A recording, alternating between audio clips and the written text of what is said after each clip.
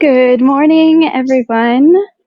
Today we're going to do a little mini flow inspired by the elephant-headed god Ganesha. So again, the theory behind these little mini practices all comes from habit psychology, our research that we've done for Yoga Habit over the past year that says just committing to getting onto your mat, even if it's just for 5 minutes a day or less, the commitment to get on your mat every single day is what instills the habit into your daily routine, and then your practice can flourish from there.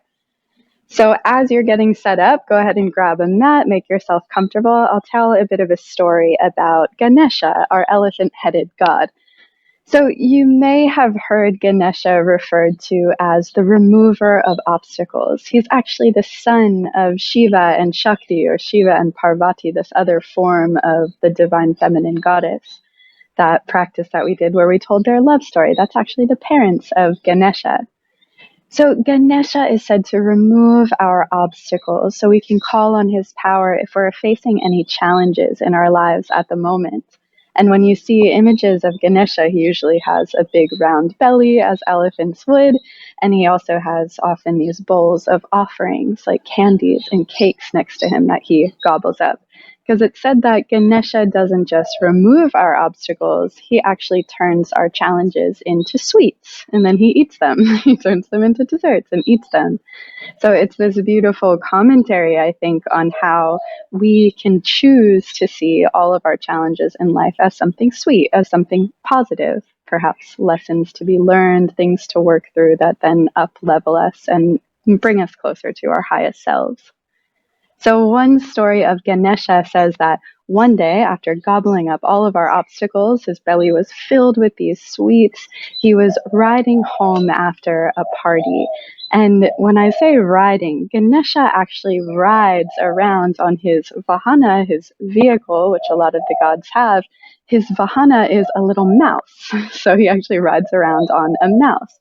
It really represents how he is this vast, expansive being, but at the same time is so light and joyful. He can still balance on a mouse. So that night, after eating all these sweets, he's riding home, balancing on his mouse, when a snake comes across the road and scares the mouse. And Ganesha falls off of his mouse, falls into the street, and his belly breaks open, and the sweets go flying everywhere. Now, the moon god, Chandra, saw this happen and started laughing at Ganesha. So as Ganesha is desperately reaching down to pick up the sweets, he hears Chandra laughing at him, and he breaks off his tusk and reaches up to stab the moon with his tusk. And he ends up extinguishing the moon. And eventually they have to compromise, and he says to the moon, okay, fine, I'll restore your light to you, but only to shine at full brightness once a month at the full moon, and the rest of the month it's waxing and waning.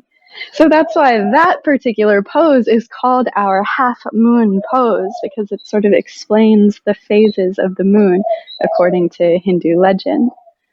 So we'll do a flow today in which we'll find ourselves in that pose, in our half moon Ardha Chandrasana half moon pose, inspired by Ganesha. So let's start at the front of our mats, just in Tadasana. Relax your shoulders. Let the crown of your head lift. Close your eyes, and again, find those deep inhales, chest and abdomen expanding. Exhaling to draw your navel in and up, like you're zipping up. That's what protects our spine in these poses. Deep breaths. And when it comes to minifying your practice, making a mini practice, it's important that you make it your own, that you do only what feels good for you, only what you enjoy at the level in which you enjoy it. So if you want to make this a stronger class, you could do push-ups between the chaturanga. If you want to make it a softer, more gentler flow, you can lower the knees down, take a gentle back bend. Let's see how we feel today, but follow your own intuition here. And we'll set the intention to let go of our obstacles with every exhale, to see them as sweets with every inhale. Now, take your next inhale to raise the arms, invite in that sweet intention. And then exhale, draw your belly in, swan dive forward, long, strong spine as you come down. And inhale, lengthen to your halfway lift. Now exhale, plant the hands, step back to plank, and lower down either knees and chest or chaturanga. Again, if you want more power, you could take a push-up. lower down, and then inhale to your upward dog or cobra, and exhale back to your downward dog.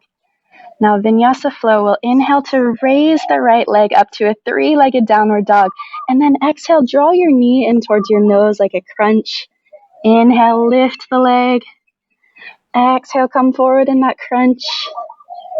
Inhaling up, and exhale this time, step the foot through between the hands. Keep your back heel lifted, and we'll inhale to rise up for a high lunge.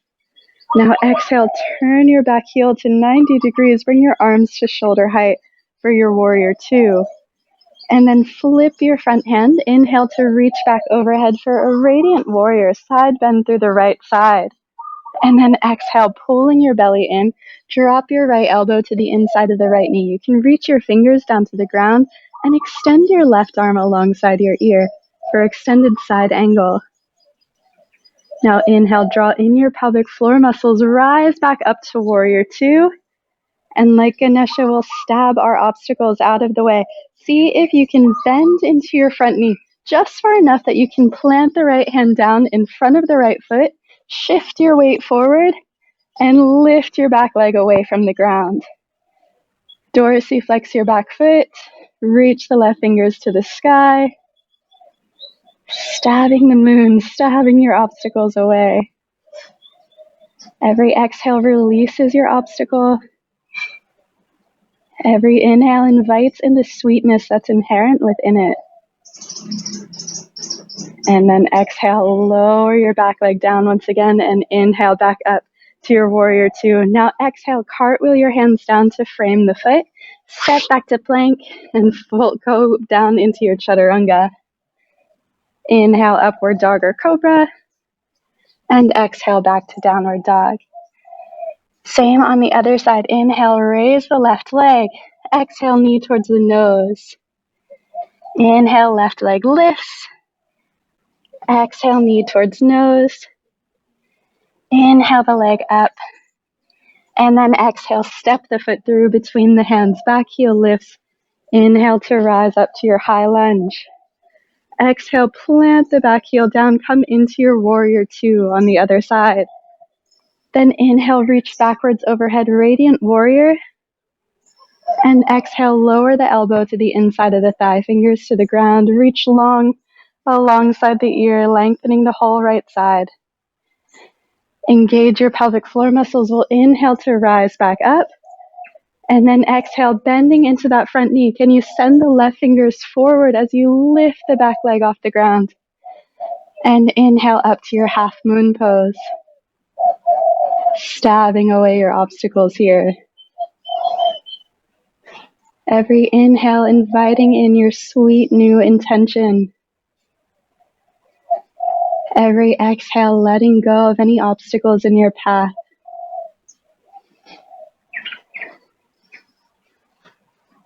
And then exhale, lower your back foot down. Once again, inhale to rise back up, warrior two. And exhale, cartwheel your hands down to frame the foot. Step back to plank, chaturanga. You can add that push-up if you want more power. And then inhale to your upward dog or cobra. And exhale back to downward dog. Pedal it out here for a moment. Take 3 breaths.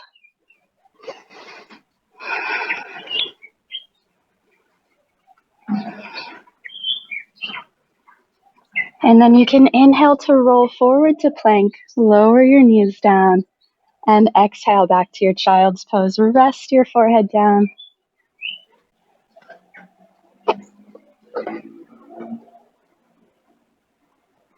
And choose for yourself today if you want to continue flowing. If you want to continue with your yoga practice today, 5 minutes is enough to get you on your mat, to get the habit instilled. But if you want to continue for a longer practice, feel free to stay on your mat and flow in a way that feels good for you. Thanks for joining today. I'll see you tomorrow.